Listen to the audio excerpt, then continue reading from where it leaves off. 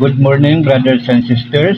Isang mapagpalang umaga sa inyong lahat. Ang ibabahagi ko po sa inyo sa bidyong ito ay hanguin po natin sa aklat ng Juan chapter 9 verse 35 hanggang 41. Muli si Brother Chito na maghahatid sa inyo ng mabuting balita ng Panginoong Hesus, ang mabuting balita ng kaligtasan. Purihin natin ang Diyos, purihin natin ang Panginoong Hesus. Medyo pasensya na kayo, brothers and sisters, at medyo umuulan-ulan at maririnig po ninyo yung background na pumapatak yung ulan sa bubong. So, ang ibabahagi ko po sa inyo ay ito po ay ang kabulagang espiritual. Pakinggan po ninyo at unawain po ninyo kapag ito po ay inyong napanood upang nang sa ganon, kung ano man po ang nilalaman nito, ano man ang mensaheng dala nito, ay maunawaan po natin at maisabuhay po natin. Sapagkat sa panahon po natin ngayon, marami po, o almost hindi po alam, almost lahat, hindi po nakakaalam kung anong uri ang pamumuhay natin sa daigdig na ito ngayon, o kung anong uri ang pananambahan natin. Sapagkat hindi ko alam ko wala naman nagtuturo nito yung spiritual na pamumuhay. Ayan, kung alin po yung importante sa buhay natin, yun po ang walang nangangaral nito. Ngunit napakabuti po ng Diyos sapagkat bilang alipin po niya, yan po ang tungkulin ko na ihayag po sa inyo ang katotohanan, which is ang pamumuhay po spiritual natin. Yan po ang dapat nating gawin sa pamumuhay natin ngayon. Sapagkat yan po ang kalugod-lugod sa Diyos. Pakinggan po ninyo. Nabalitaan ni Jesus na ang lalaki na galing niya ay itiniwalag ng mga Pariseo. Kaya tinanong niya ang lalaki nang matagpuan niya ito, "Sumasampalataya ka ba sa anak ng tao?" Sumagot ang lalaki, "Sino po ba siya, Ginoo? Sabihin ninyo sa akin upang manampalataya sa kanya." "Siya'y nakita mo na. Siya ang nakikipag-usap sa iyo," ani Jesus.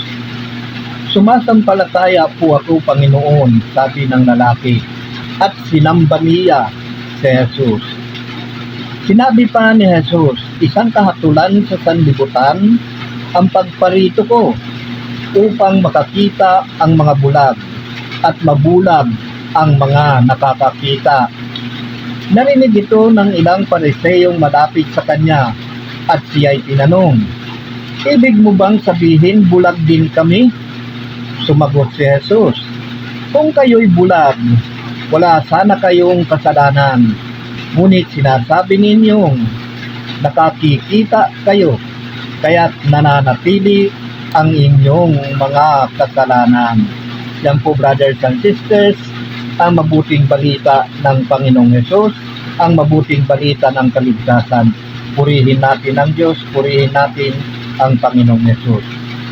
So malalaman po natin dito sa Ebanghelyo na ating tinunghayan at mababasa po natin dito na itong lalaki po, hindi lamang po siya na nakontento doon sa pinagaling siya. Ang nais niya na mismong makilala niya yung nagpagaling sa kanya at malaman niya ang paghahari ng Diyos, which is sinabi po sa kanya ng Panginoon. Ayan, na siya yung nagpagaling sa kanya at tinanong niya kung nananampalataya ba siya. Kaya sabi niya, "Sumasampalataya po ako, Panginoon," sabi ng lalaki, at sinamba niya si Jesus. So ganyan po.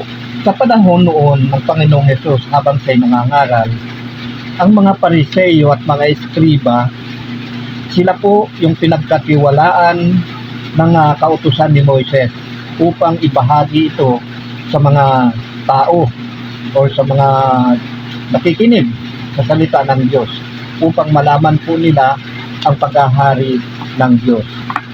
Ginawa po ito ng Diyos upang ihanda po sila sa pamumuhay espiritual.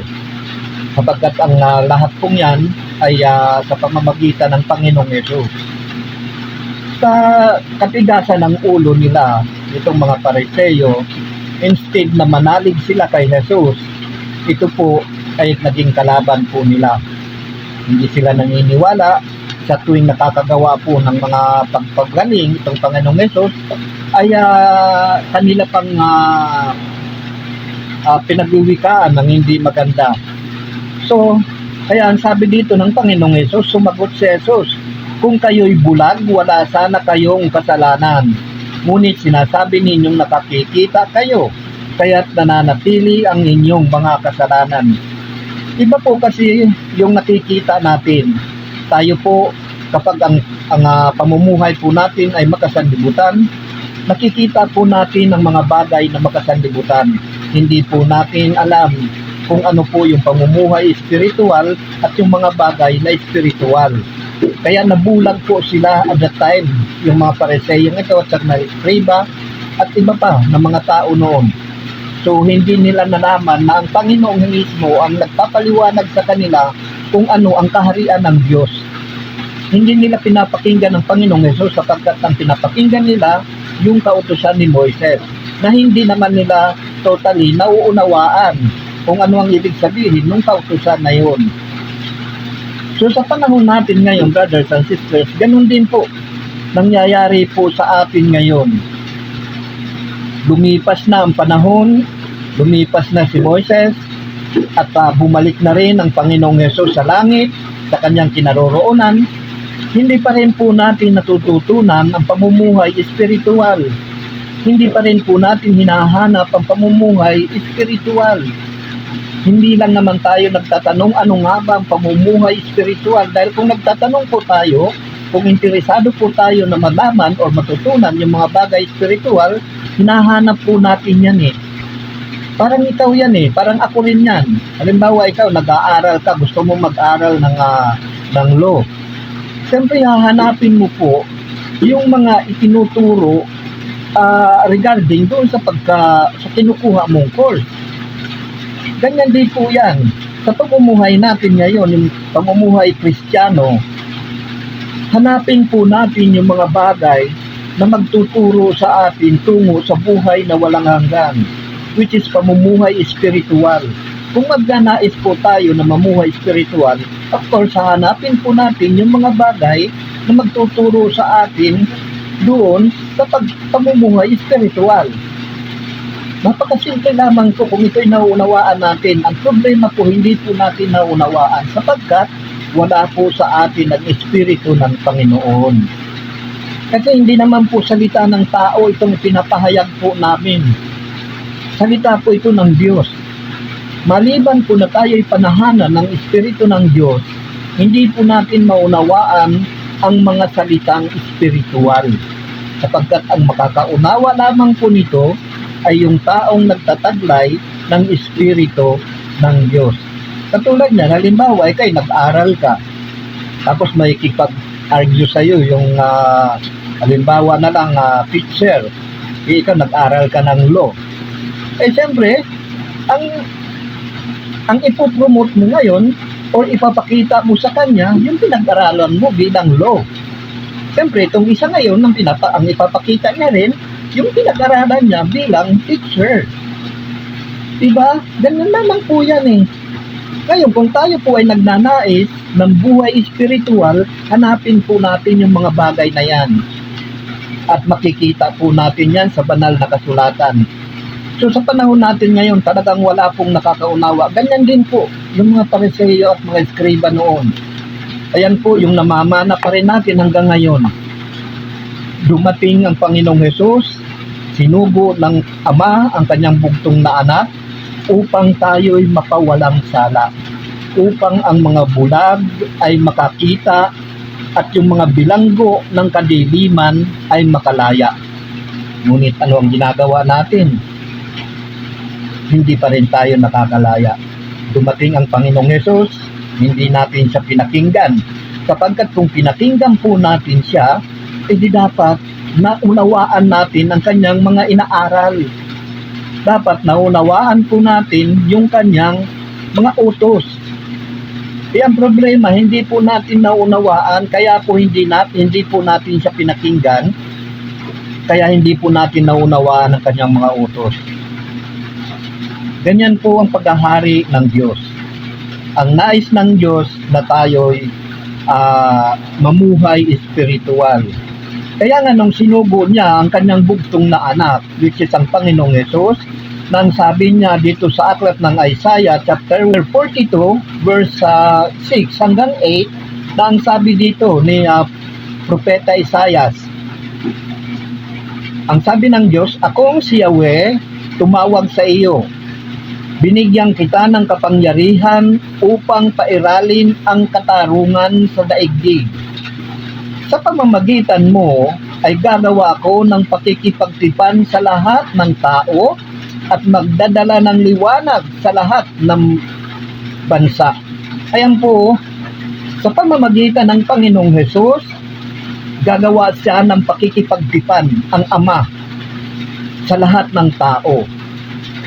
Ibig sabihin, sa pamamagitan ng Panginoong Hesus, inihayag niya ang kalooban ng Diyos, inihayag niya ang kapangyarihan ng Diyos, inihayag ng Panginoong Hesus ang paghahari ng Diyos kung ano ang kaharian sa langit. Pero hindi po natin pinakinggan sapagkat nananahan pa rin, nandun pa rin po tayo sa pagkabulag espiritual. Kaya nga sabi ng Panginoong Hesus dito sa ating ebanghelyo, nang sabi niya dito, sinabi pa ni Hesus, isang kahatulan sa sanlibutan ang pagparito ko upang makakita ang mga bulag at mabulag ang mga nakakakita. Kaya tingnan niyo yung mga Pariseo at mga eskriba, kahit sila yung pinagkatiwalaan ng salita nung utos ni Moises noon, kautusan, hindi nila naunawaan. Kasi nabulag sila sa katotohanan eh. Hindi nila naunawaan ang katotohanan. Nagumo ng isip nila sa mga bagay na nakikita nila sa kagandahan ng paligid sa daigdig na ito. Like kayamanan, doon nahumaling ang kanilang isip. Kaya hindi nila makita ang katotohanan na dumating. Nasa harap na nila ang katotohanan, nasa harap na nila ang liwanag, ayaw pa rin nila paniwalaan. Kaya sinabi ng Panginoong Hesus, isang kabulagan sa sanlibutan ng pagparito ko upang makakita ang mga bulag at mabulag ang mga nakakakita. Kaya nga nagtanong ang mga Pariseo na malapit sa kanya, sabi niya, narinig ito ng ilang Pariseyong malapit sa kanya at siya'y tinanong, ibig mo bang sabihin, bulag din kami? Sumagot si Jesus, kung kayo'y bulag, wala sana kayong kasalanan. Ngunit sinasabi ninyong nakakikita kayo, kaya't nananatili ang inyong mga kasalanan. Diba? Ayan, nag-a-assume tayo eh. Diba? Sa mga bagay na makamundo, sa mga bagay na makasanlibutan. Ayan po yung nasa isip natin, kaya nadimlan na tayo sa katotohanan. Hindi na natin nakita ang katotohanan na dumating sa harapan na natin. Nagbibigay na ng ilaw na siya mismo ang ilaw. Pero hindi po pinaniwalaan ng mga eskriba at mga Pariseo at ng iba pang tao. Which is nangyayari po sa atin ngayon yan. Nakita nyo, magpapahayag ng katotohanan, ayaw pakinggan. Mas gusto pang pakinggan yung mga kwentong barbero. Pero ang katotohanan, nayayamot tayo.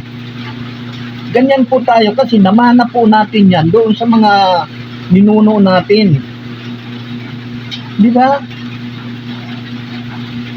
Hindi natin makita ang katotohanan dahil nga wala sa atin ang espiritu ng katotohanan.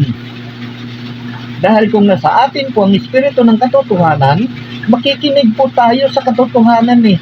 Ano ba ang katotohanan? Salita po ng Diyos. At nandyan po sa aklat ng Juan, chapter 17:17. Italaga mo sila sa pamamagitan ng katotohanan. Ang salita mo ay katotohanan. Kung paanong sinugo mo ako sa sanlibutan, gayon din naman. Sinusugo ko sila sa sanlibutan.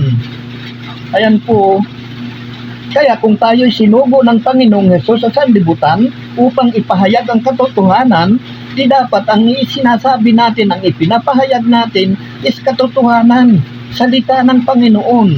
Kasi siya yung nagsusugo sa atin. Yan po yung mga tunay na sinugo ng Diyos.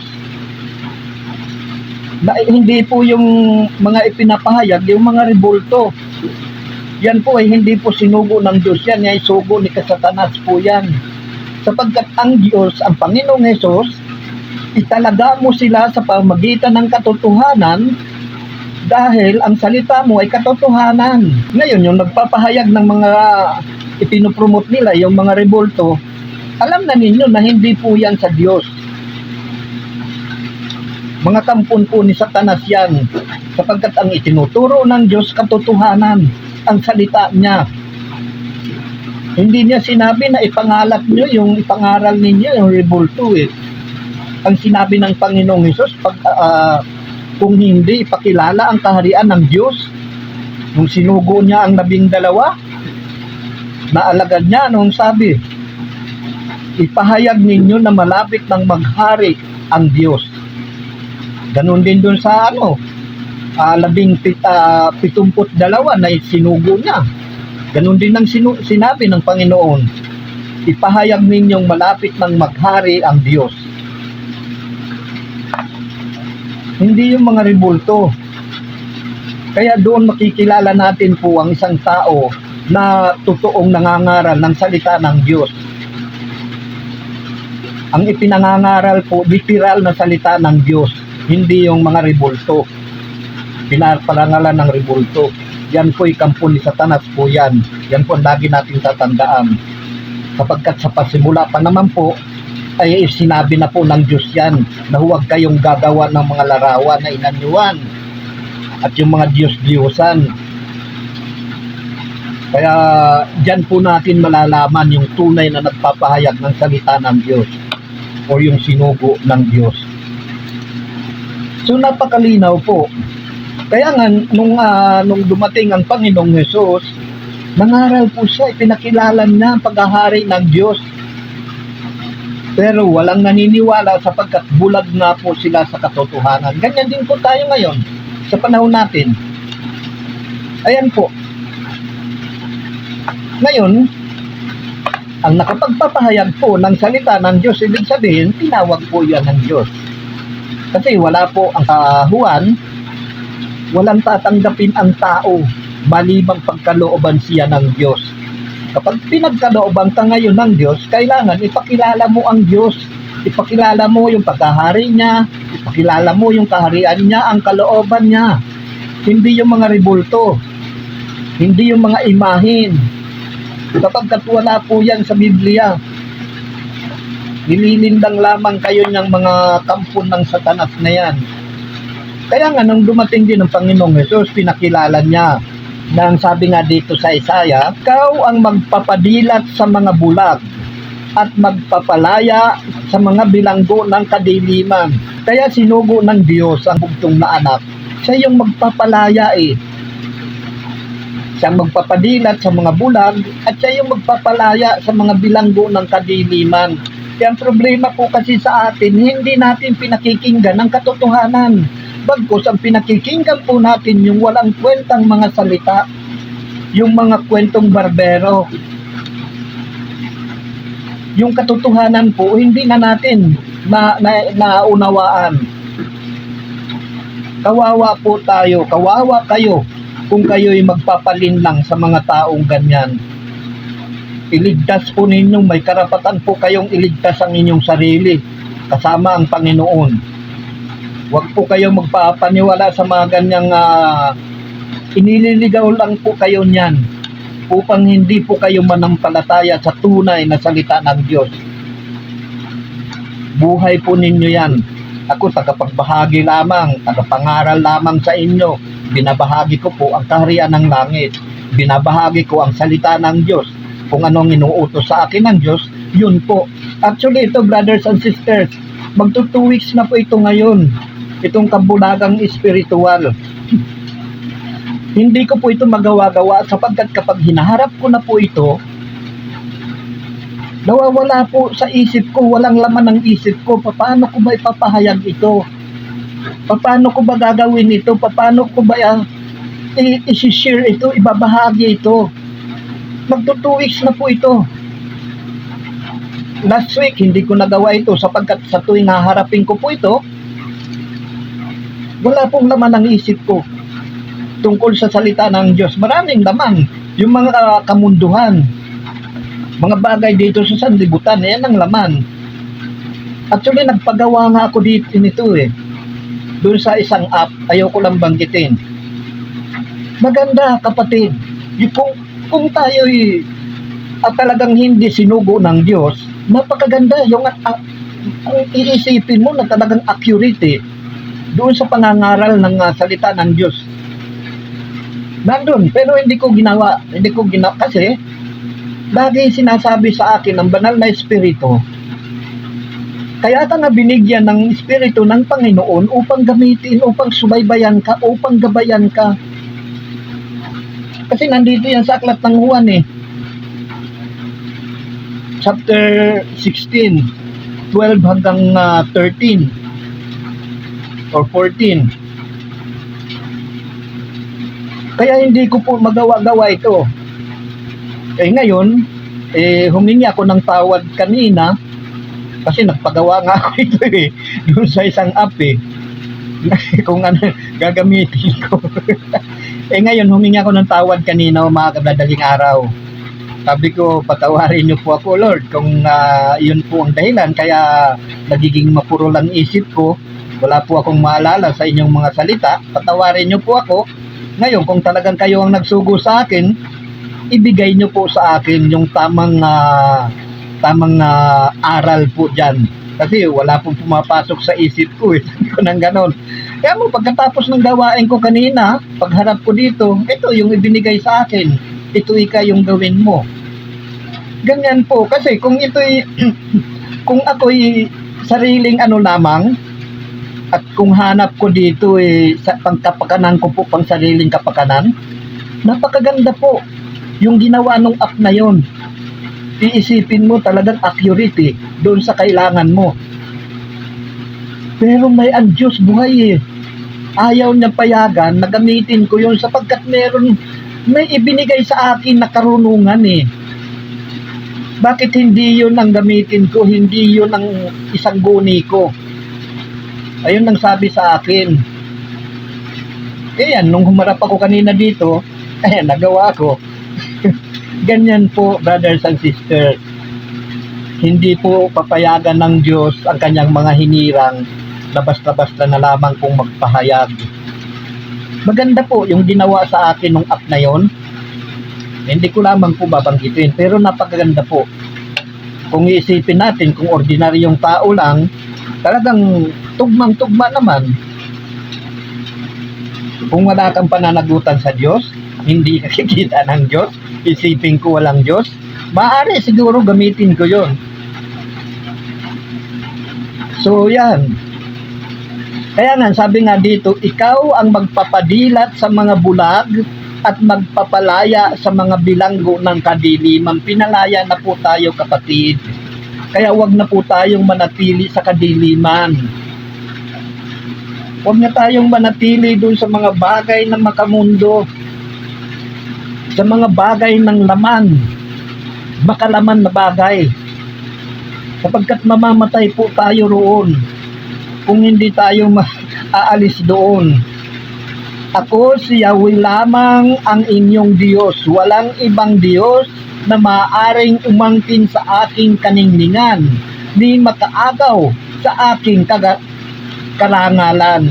Kaya nga ang nature ng Diyos ibinigay sa Panginoon, pati yung pangalan niya binigay sa Panginoong Jesus ibinigay ng Ama upang manatili sa Panginoon, upang makita natin ang Ama. Kaya nga sinabi ng Panginoon doon sa aklat ng Juan kung nakita ninyo ako, kung nakikilala ninyo ako, nakikilala na rin ninyo ang Ama.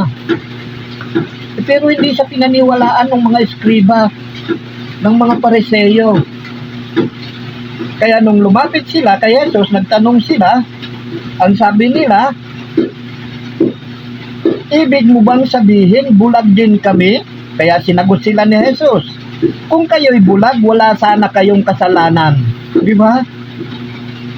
Kung sila'y bulag, wala sana silang kasalanan. Kaso, dilat yung mga mata nila sa mga bagay na makasanlibutan. Dumating ang mga bagay na spiritual, itinuturo sa kanila pero hindi nila pinaniniwalaan.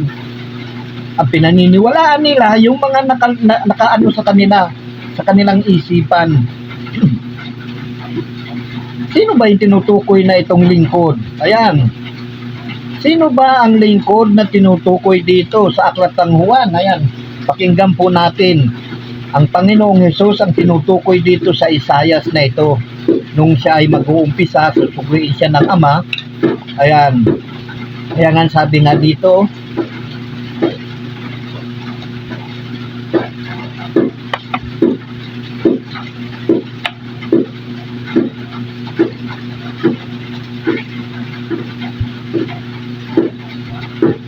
pakinggan po ninyo dito sa Aklat ng Juan chapter 9 verse 1 hanggang 7. Sabi po dito, sa paglalakad ni Jesus ay may nakita siyang isang lalaking ipinanganak na bulag.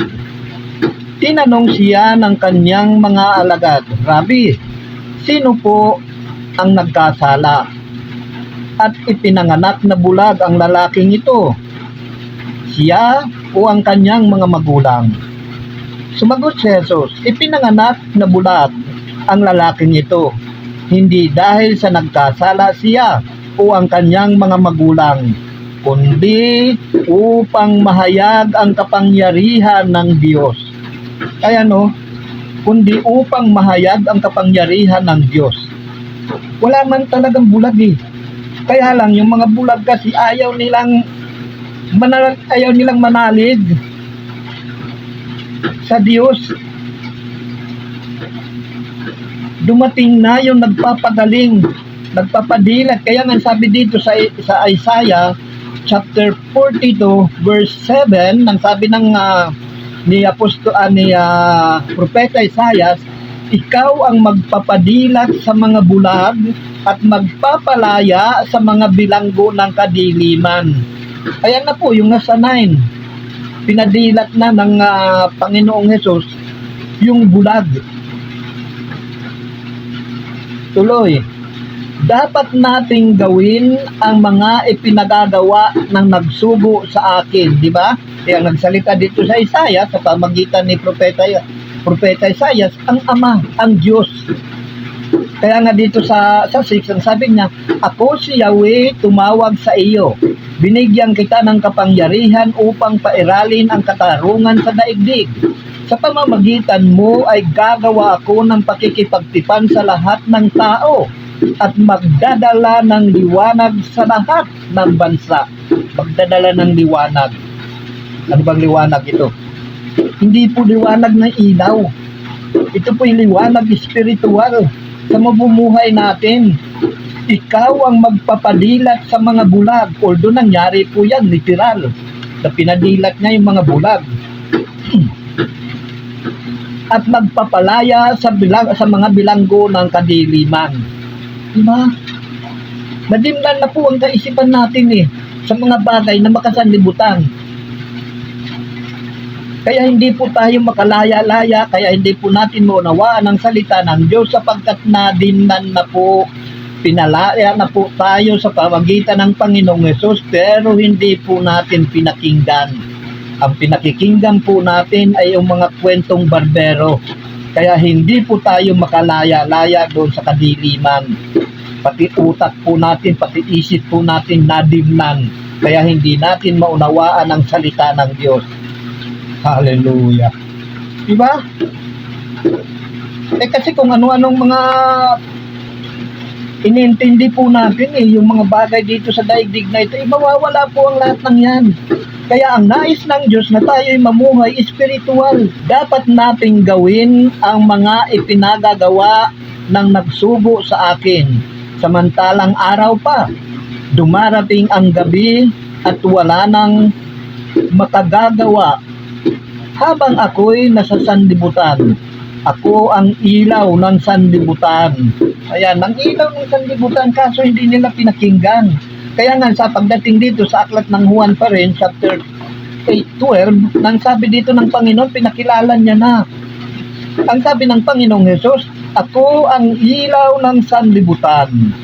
Ang sumusunod sa akin ay magkakaroon ng ilaw na nagbibigay buhay at di nalalakad sa kadiliman. Di ba? Kaso hindi nga pinakinggan po ng mga Pariseo, mga Eskriba, ganyan din po tayo ngayon. Hindi rin po natin pinakikinggan ang katotohanan ng salita ng Diyos, ang ilaw. Dumating na ang Panginoong Hesus, pero ano pa rin ang mindset natin, na andoon pa rin sa kautusan, na andoon pa rin sa mga bagay na makasanlibutan. Kaya hindi natin makita ang katotohanan.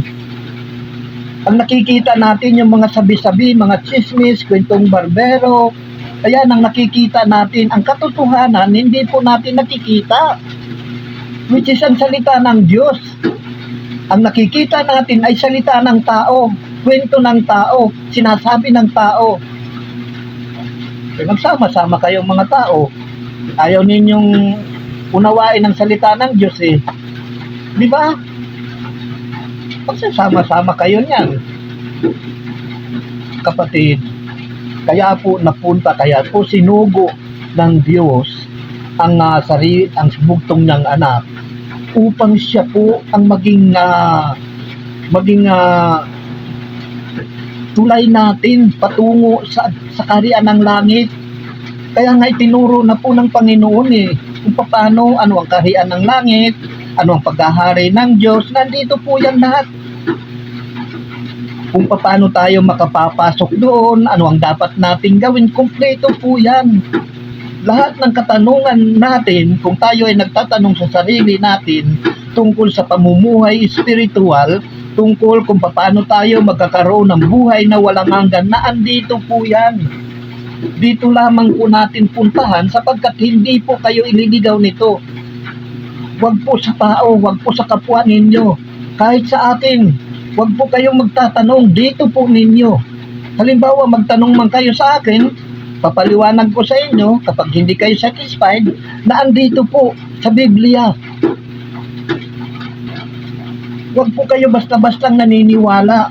Kahit sa akin, pwede ko kayong, kung ako'y sugo ng Diablo di siguro ipapahayag ko ang salita ng Diablo, kasinungalingan, sapagkat siya ang ama ng kasinungalingan ang Diablo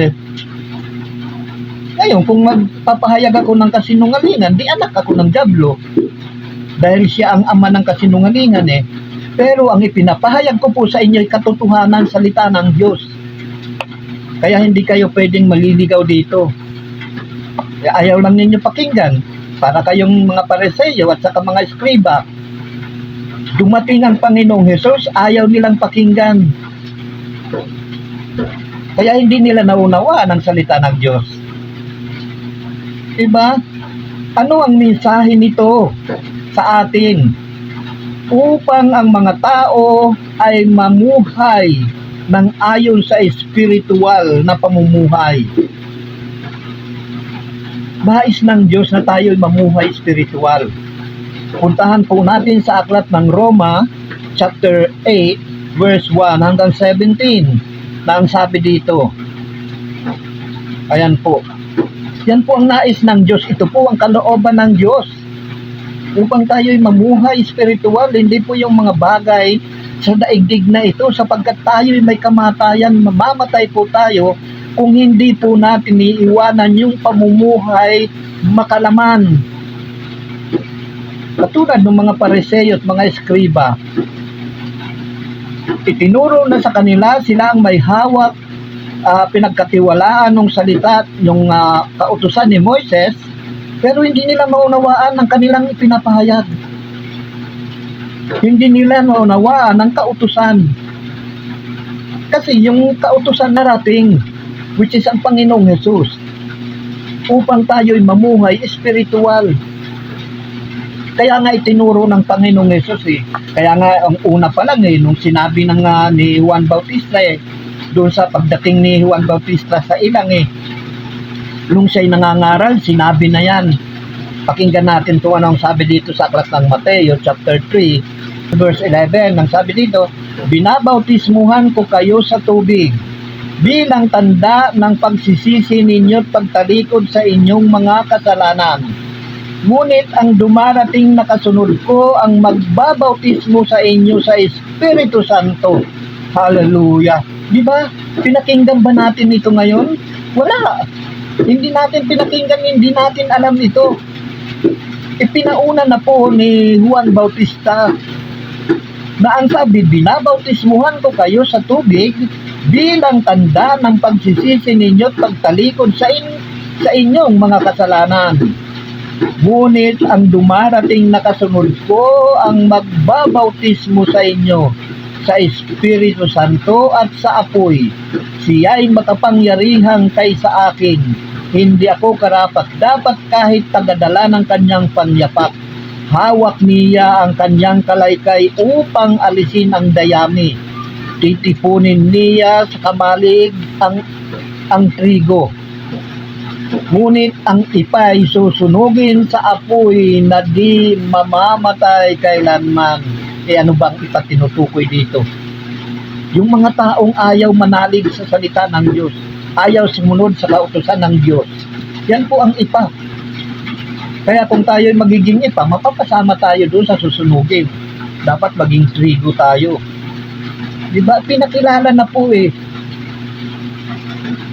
Pinakilala na po. Tapos pagdating din dito sa aklat ng Juan, chapter 3, pinakilala din dito ng Panginoong Hesus kung ano ang paghahari ng Diyos.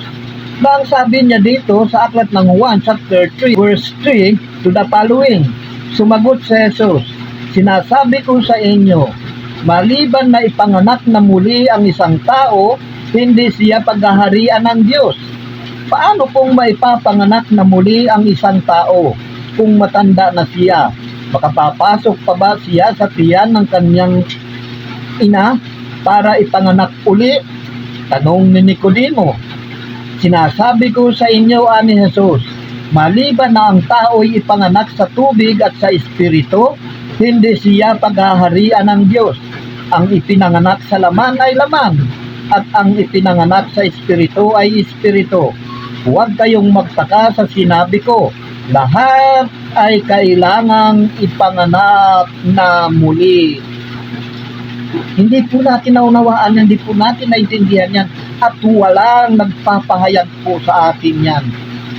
E di sana, kung hindi lang ako natuturo na tinawag ng Diyos, hindi ko malalaman ito, paumuhay spiritual Kasi wala naman ako naririnig noon Wala naman nagtuturo nito tungkol sa pamumuhay spiritual Kasi hindi yun yung ipinagkaloob sa kanila ng Diyos. Ngayon, sa mga huling araw, kaya nga sabi ng Diyos doon sa aklat ng Isaiah chapter 42 verse 9, mga bagong bagay ang isasaysay ko bago pa mangyari.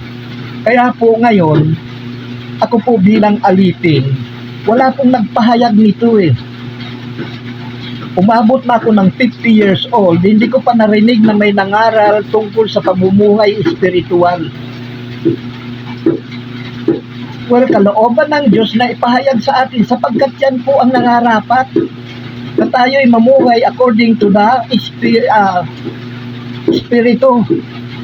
Pakinggan natin dito sa aklat ng Roma, chapter 8, verse 1 hanggang 17. Unawain po ninyo, ang sabi dito ni Apostol San Pablo sa mga taga-Roma.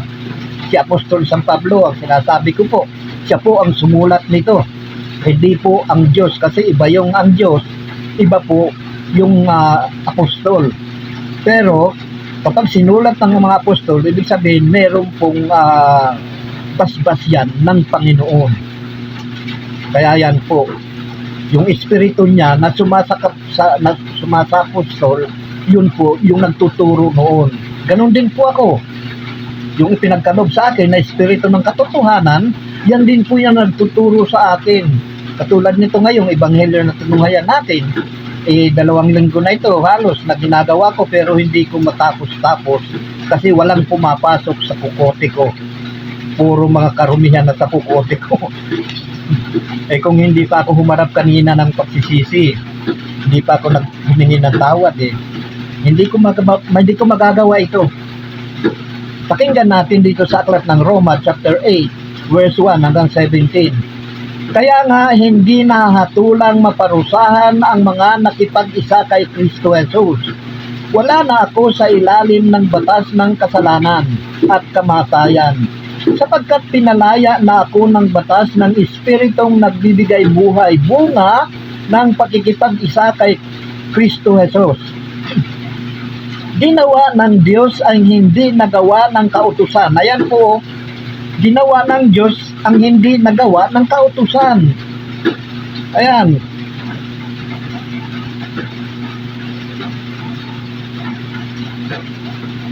Dahil sa likas na kahinaan ng tao, sinubo niya ang kanyang sariling anak sa anyo ng taong makasalanan upang maging handog para sa kasalanan, at sa anyong iyo'y hinatulan niya ang kasalanan. Ginawa niya ang lahat ng ito upang ang hinihingi ng kautusan ay masaikatuparan sa atin na mamuhay ayon sa Espiritu at hindi ayon sa laman. Ayan po ang layunin ng kautusan, yung binigay ng Diyos na 10 utos. Mamuhay tayo ayon sa Espiritu at hindi ayon sa laman. Bakit? Pakinggan natin.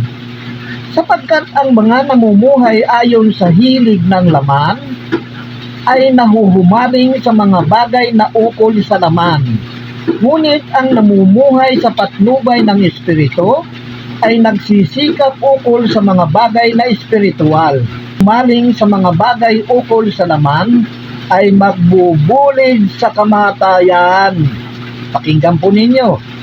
Ang pagkahumaling sa mga bagay ukol sa laman ay magbubulig sa kamatayan. Ngunit ang pagsisikap sa mga bagay ukol sa Espiritu ay magbubunga ng buhay at kapayapaan, sapagkat kalaban ng Diyos ang sino mang namuhumaling sa mga bagay ukol sa laman. Hindi siya sumusunod sa kautusan ng Diyos at hindi niya kayang sumunod. At ang mga nabubuhay ayon sa laman ay hindi maaring kalugdan ng Diyos, kapatid.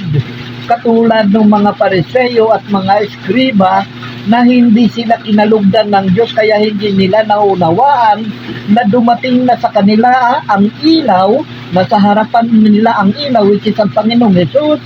Hindi nila naunawaan sapagkat napahamak na sila, nabulag sila sa mga bagay sa daigdig na ito.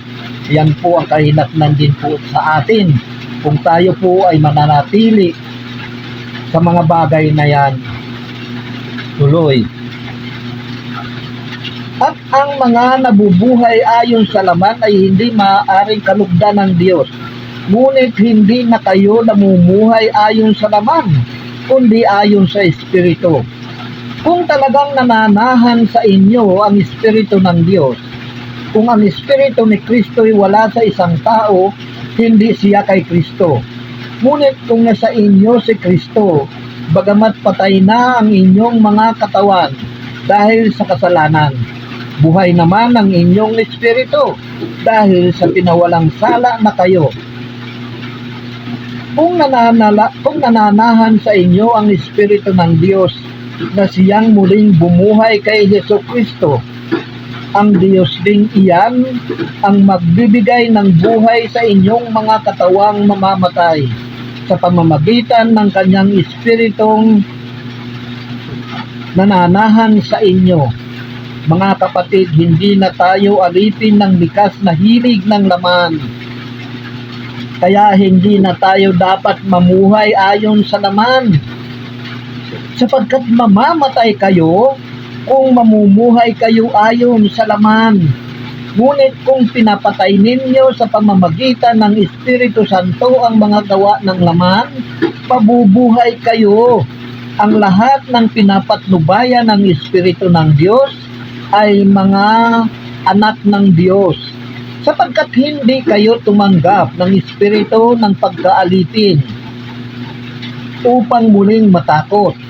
Ang tinanggap ninyo ay espiritu ng pagiging anak, at ito ang nagbibigay sa atin ng karapatang tumawag ng Ama, Ama ko. Ang espiritu nga ang nagpapatutuo kasama ng ating espiritu na tayo'y mga anak ng Diyos. At yamang mga anak tayo na mga anak, tayo'y mga tagapagmana ng Diyos at kasamang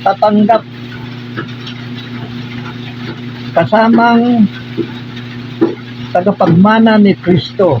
Sapagkat kung tayo'y nakipagtiis sa Kanya, tayo'y dadakilain ding kasama niya. Hallelujah. Diba yan po mga kapatid ang dahilan? Hindi lamang po natin maunawaan sapagkat nabulag na po tayo sa mga bagay dito sa daigdig na ito. Nabulag tayo sa mga sabi-sabi ng mga tatanda. Kung ano po yung nakagisnan natin, yun na po. Kaya hanggang ngayon, kaya panahon na po upang iwanan po natin yung mga kaugalian na yan, upang magkaroon po tayo ng buhay na walang hanggan. Manatili po tayo kay Kristo, mamuhay po tayo ayon sa Espiritu na pinagkaloob po sa atin. Actually, pinagkalooban na tayo lahat yan eh. Hindi naman po ninyo alam. At hindi po mag-generate sa atin yan kung hindi po natin alam. Kaya dapat magbalik loob muna tayo sa Diyos upang maunawaan po natin ang ipinagkaloob sa atin. Lahat po tayo niyan, pinagkalooban na ng Espiritu. Kaso hindi po natin alam. Siyempre, kung hindi natin alam, hindi mag-generate sa atin yan. Kahit nga, halimbawa, ikaw nagpakabit ka ng kuryente. Ngayon, hindi mo alam na binuksan na pala doon, sinits na pala doon, inom na. Hindi mo alam, dumadaloy na yung kuryente dyan sa bahay mo. Diba? Kung hindi mo alam, hindi mo gagamitin yung kuryente niyan. Kasi, ni-expect mo, wala pang kuryente. Naka-install pa lang. Ganyan po sa pamumuhay spiritual. Nasa atin na po ang espiritu. Kaya lang, hindi po yan mag-generate hanggat hindi natin nalalaman. Hanggat hindi natin iniiwan yung mga pamumuhay makalaman. Ganyan din po ako noon wala naman sa akin yan noon Ganyan din po yung pamumuhay ko noon nung ako'y nasa sanlibutan pa. Pinabaliwala ko yung pamumuhay spiritual. Wala nagtuturo Hindi ko pa narinig yan Umabot na ako ng 52 years old hanggang 53.